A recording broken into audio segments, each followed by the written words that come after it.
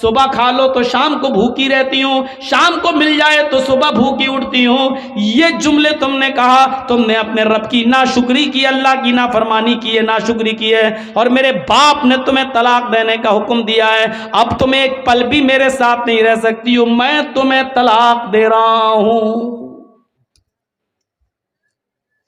اتنی سی بات پر طلاق! تم تو اپنے شوہروں سے پتہ نہیں کیا کیا کہہ دیتی ہو۔ جا، پورے مہینے کی تنخواہ مل گئی، فیئر اینڈ لولی کب کی ختم ہو گئی، ابھی تک نہیں لا رہے۔ پاؤنڈز کریم کب کی ختم ہو گئی، ابھی تک نہیں لا رہے۔ جب سے تمہارے گھر میں آئی ہوں پریشانی تو ہوں، آرام ملا کب؟ یا اللہ، کتنے خطرناک جملے ہیں۔ ان جملوں کو زبان سے کہنے سے پہلے تیری زبان کٹ کے زمین پر گر کیوں نہیں گئی؟ یہ زمین پھٹ کیوں نہیں گئی؟ تو اس زمین کے اندر سما کیوں نہیں گئی؟ کیسے یہ جملے تیرے منہ سے نکل جاتے ہیں؟ میری ماں بہنیں سنیں، یہ بات ان کے مطلب کی ہے۔ حضرت ابراہیم علیہ السلام نے اس چیز کو زندہ کر کے دکھایا تھا جب وہ اپنے بیٹے اسماعیل سے ملنے گئے، اور اسماعیل علیہ السلام نے کوئی شادی کر رکھی تھی دوسرے علاقے کے اندر، لیکن ان کی بیوی ناشکری کر گئیں۔ ابراہیم علیہ السلام نے دروازہ کھٹکھٹایا تو اسماعیل علیہ السلام گھر میں موجود نہ تھے۔ ان کی بیوی نے دروازہ کھولا، پہچان نہیں پائیں یہ کون ہے؟ پوچھا جی کون؟ کہا یہ اسماعیل کا گھر ہے جی۔ وہ کہاں گئے؟ جنگل میں گئے ہیں شکار کے لیے۔ اچھا، تم ان کی بیوی ہو؟ ہاں۔ گھر میں گزر بسر کیسا چل رہا ہے؟ بہت برا چل رہا ہے۔ صبح کھا لو تو شام کو نہیں ملتا، شام کو کھا لو تو صبح نہیں ملتا۔ اتنی سی بات کہی تھی۔ اگر سمجھ رہی ہو میری ماں بہنوں تو سنو۔ حضرت ابراہیم علیہ السلام نے کہا گھر میں گزر بسر کیسا چل رہا ہے؟ کہتی ہے بہت برا، صبح کھا لو تو شام کو نہیں ملتا، شام کو کھا لو تو صبح نہیں ملتا۔ حضرت ابراہیم نے کہا میں جا رہا ہوں، جب اسماعیل گھر پہ آ جائیں تو ان سے کہنا ایک بزرگ آدمی آیا تھا، ایک بوڑھا آدمی آیا تھا، اس نے تمہیں سلام کہا ہے اور ایک مشورہ دیا ہے کہ اپنے گھر کی چوکھٹ بدل لو۔ چوکھٹ سمجھتے ہو نا؟ اپنے گھر کی چوکھٹ بدل لو۔ اسماعیل کی بیوی کہتی ہے یہ بڈھا سٹی آ گیا، چوکھٹ تو میری صحیح ہے، سردی میں دھوپ بھی آتی ہے، گرمی میں ہوا بھی آتی ہے، یہ بڈھا کہہ رہا گھر کی چوکھٹ بدل لو۔ اسماعیل علیہ السلام جب شکار کر کے واپس آتے ہیں، کہا کہ ایک بڈھا آدمی آیا تھا، آیا ہوگا ہاں، پھر سلام کا، اچھا سلام کہا، سمجھ گئے کہ میرے باپ ہیں جی، اور پتہ نہیں، اور کہا کہ پتہ نہیں والی بہکی باتیں کر رہا تھا، بڈھا تھا سٹیا گیا تھا۔ کہ نہیں بتاؤ تو کیا کہا اس نے؟ کہا اپنے گھر کی چوکھٹ بدل لینا۔ کہا بیوی تم نے کیا کہا اس سے؟ کچھ نہیں، اس نے پوچھا تھا گھر کا گزر بسر کیسا چل رہا، میں نے کہہ دیا بہت برا، صبح کھا لو تو شام کو نہیں ملتا، شام کو کھا لو تو صبح نہیں ملتا۔ اے میری بیوی، وہ بڈھا میرا باپ تھا، تم اس کی بہو ہو، اور اس نے جو یہ کہا کہ اپنی چوکھٹ بدل لینا، اس کا مطلب یہ ہے کہ اس نے تمہیں طلاق دینے کا حکم دیا ہے مجھے۔ اس نے اشارہ کر دیا ہے کہ گھر کی چوکھٹ ٹھیک نہیں ہے۔ آپ کی بیوی تو ایسی ہونی چاہیے، چاہے اسے کھانا ملے یا نہ ملے، ہر حال میں وہ اللہ کا شکر ادا کرے، اور اس کو یہ کہنا چاہیے کہ ہم ہر حال میں اللہ کا شکر گزار ہیں، اس نے جس حال میں مجھے رکھا ہے ٹھیک ہے۔ لیکن تم نے یہ جملے نہ بول کر یہ کہہ دیا بہت برا حال ہے، صبح کھا لو تو شام کو بھوکی رہتی ہوں، شام کو مل جائے تو صبح بھوکی اٹھتی ہوں۔ یہ جملے تم نے کہا، تم نے اپنے رب کی ناشکری کی، اللہ کی نافرمانی کی ہے، ناشکری کی ہے، اور میرے باپ نے تمہیں طلاق دینے کا حکم دیا ہے۔ اب تم ایک پل بھی میرے ساتھ نہیں رہ سکتی ہو، میں تمہیں طلاق دے رہا ہوں۔ اتنی سی بات پر طلاق! تم تو اپنے شوہروں سے پتہ نہیں کیا کیا کہہ دیتی ہو۔ جا، پورے مہینے کی تنخواہ مل گئی، فیئر اینڈ لولی کب کی ختم ہو گئی، ابھی تک نہیں لا رہے۔ پاؤنڈز کریم کب کی ختم ہو گئی، ابھی تک نہیں لا رہے۔ جب سے تمہارے گھر میں آئی ہوں پریشانی تو ہوں، آرام ملا کب؟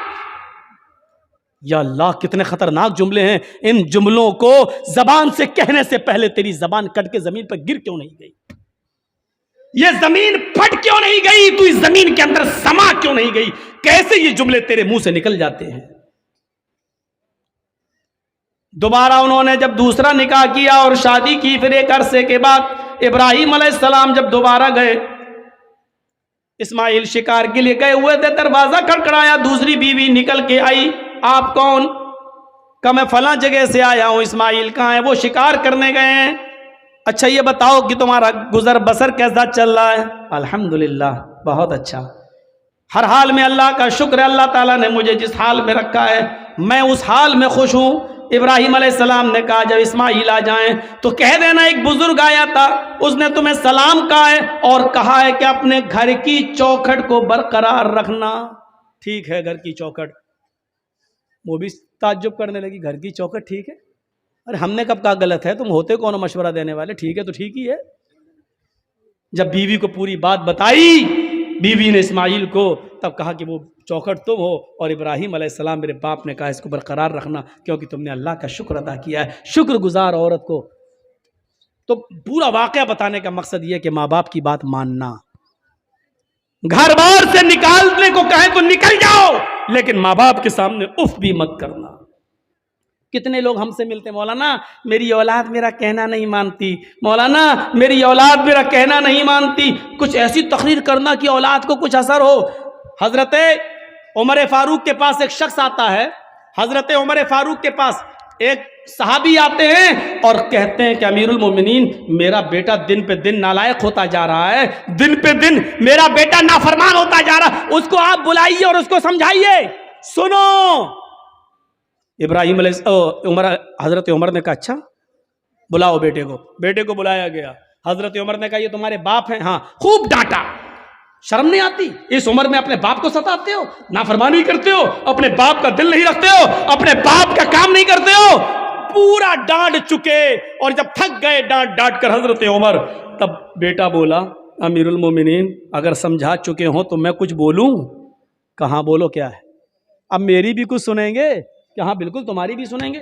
کہا یہ بتائیے کہ سارے حق بیٹے کا ہی ہے کہ باپ کے لیے یہ کرے؟ باپ کے اوپر بھی کچھ ذمہ داریاں ہیں کہ نہیں؟ کہاں ہیں؟ کہا بتائیے کیا ہیں؟ حضرت عمر نے کہا 3 ذمہ داریاں باپ کے اوپر سب سے پہلے عائد ہوتی ہیں۔ پہلی ذمہ داری یہ کہ جب گھر میں بچہ پیدا ہو تو اس کا اچھا نام رکھا جائے۔ دوسری ذمہ داری باپ کے اوپر یہ عائد ہوتی ہے کہ جب وہ 7 دن کا ہو تو اس کا عقیقہ کیا جائے۔ تیسری ذمہ داری باپ کے اوپر یہ عائد ہوتی ہے کہ جب اس کا بیٹا بالغ ہو جائے تو اس کی دیندار اور شریف گھرانے میں اس کا نکاح کر دیا جائے۔ یہ 3 ذمہ داری باپ کے اوپر بھی عائد ہوتی ہے۔